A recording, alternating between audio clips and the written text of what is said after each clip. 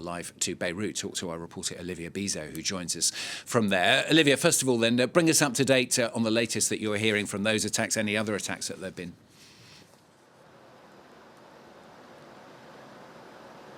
Hi, Stuart. Well, that's right. The southern suburbs of Beirut continue to be under heavy and consistent bombardment. I could hear the loud thud of raids and explosions overnight.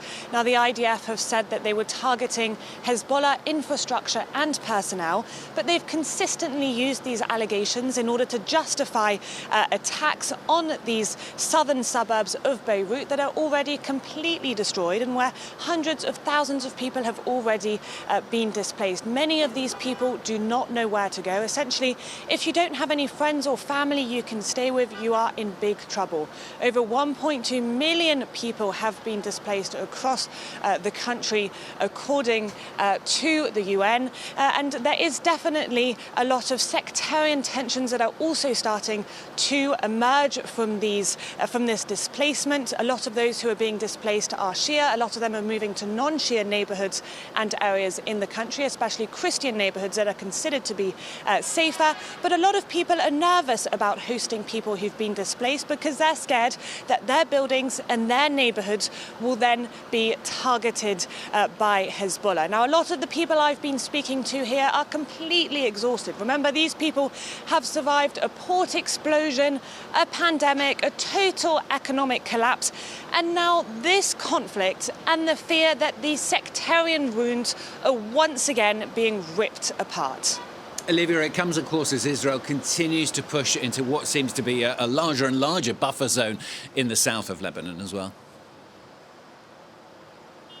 Yes, that's right, Stuart.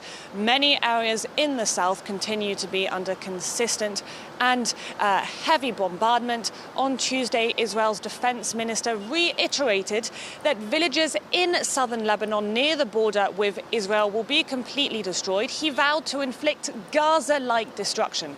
He also once again reiterated that the hundreds of thousands of people who've been displaced from these villages will not be able to return until Israelis in the north of the country feel safe. But those terms are very vague, and many Lebanese that we've speaking to are terrified that these temporary evacuation orders will become permanent. These fears are being reinforced by the fact that bridges across the Litani River have been under heavy bombardment.